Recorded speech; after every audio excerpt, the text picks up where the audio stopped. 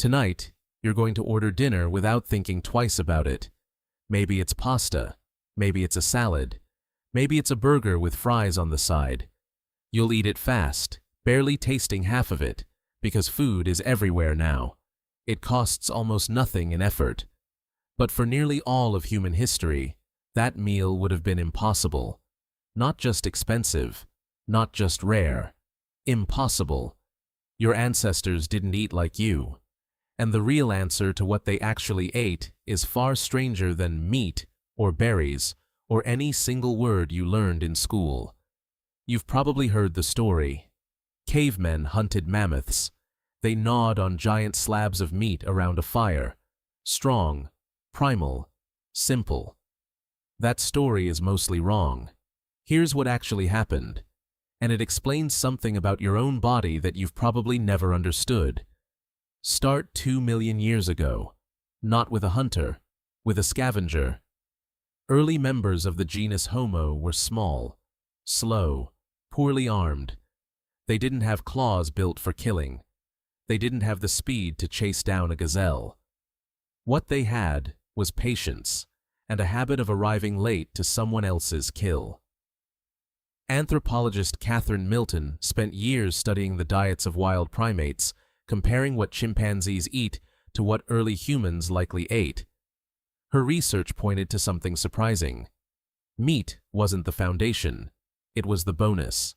The foundation was plants, roots, tubers, fruit when it was in season, insects more often than you'd guess, bone marrow cracked open with stone tools after bigger predators had already eaten the good parts and walked away. Why does this matter? Because your body is still built around that uncertainty. Think about your own hunger right now. It's not really about willpower. It's ancient math. For millions of years, food showed up unpredictably. So the body that survived was the body that craved fat and sugar the moment it appeared and stored it aggressively for the famine that always came next. You didn't choose that craving. You inherited it. Now here's the twist that changes everything. At some point, likely around 1.8 million years ago, something happened that had nothing to do with hunting skill at all. Early humans started cooking. Primatologist Richard Wrangham built an entire theory around this moment, arguing that cooked food didn't just taste better. It rewired human biology. Raw food takes enormous energy to digest.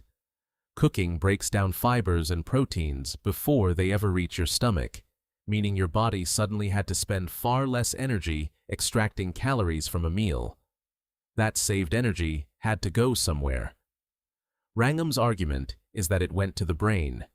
Cooking, in his view, may be one of the reasons human brains ballooned in size compared to other primates. Not the invention of the spear, not the taming of fire for warmth. The simple act of softening food before it hit your teeth. Sit with that for a second. The device you're reading this on right now might exist, in part, because someone figured out how to roast a root 1 million years ago.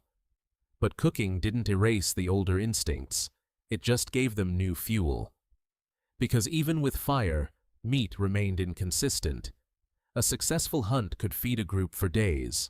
A failed one meant nothing. So early humans developed something you still carry, an intense, almost irrational relationship with fat. Fat meant survival. Fat meant the difference between making it through the dry season or not. Every calorie of fat was hoarded by a body that had no idea when the next one was coming. Does that sound familiar? It should. It's the same reason a plate of fries at midnight feels almost impossible to resist. Your brain isn't broken. It's doing exactly what kept your ancestors alive. Now, here's where the story gets even stranger, because ancient humans were never one single group eating one single diet. Some populations near coastlines ate enormous amounts of shellfish and fish. Some in colder climates ate diets that were almost entirely meat and fat for months at a time, because plants simply didn't grow. Others in warmer regions ate mostly plants, with meat as an occasional celebrated event. There was no single caveman diet. There were hundreds of them, shaped entirely by geography. This is where modern research gets genuinely fascinating. Anthropologist and evolutionary biologist Hermann Pontzer spent years living with and studying the Hadza, a hunter-gatherer community in Tanzania, whose lifestyle offers one of the closest living windows into ancient human patterns. What Pontzer found challenged assumptions on both sides of the modern diet debate. The Hadza ate a huge variety of foods depending on the season: tubers, berries, honey, meat, baobab fruit. Their diet wasn't rigidly one thing. It shifted constantly with what the land provided. And their total daily energy expenditure, surprisingly, wasn't wildly different from someone living a modern desk-bound life. What was different wasn't how much energy they burned. It was how much they moved to get their food, and how consistently they moved all day, every day. Why does that detail matter to you? Because it suggests the real ancient advantage wasn't a magic diet at all. It was rhythm. Movement paired with food, day after day, season after season, with almost no ultra-processed shortcuts in between. Compare that to your plate tonight.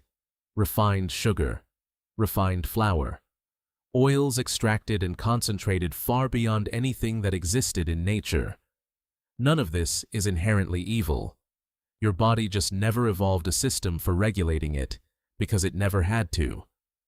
For nearly all of human history, sugar meant a piece of fruit in autumn.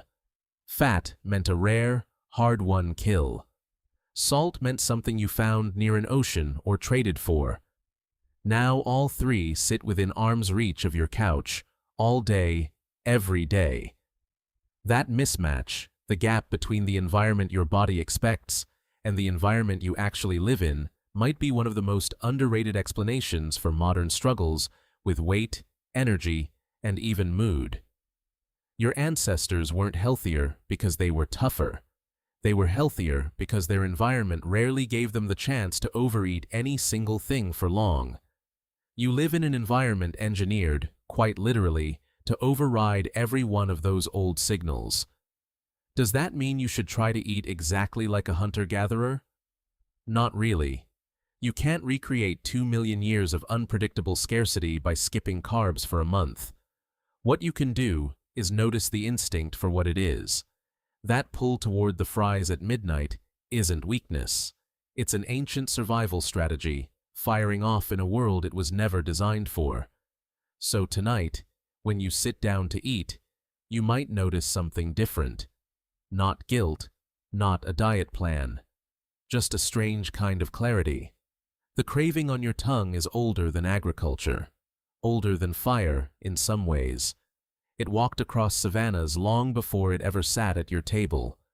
And when you order dinner tonight, without thinking twice about it, you won't just be feeding yourself. You'll be answering a hunger that's been asking the same question for 2 million years. Thank you for watching the video and subscribe for more content.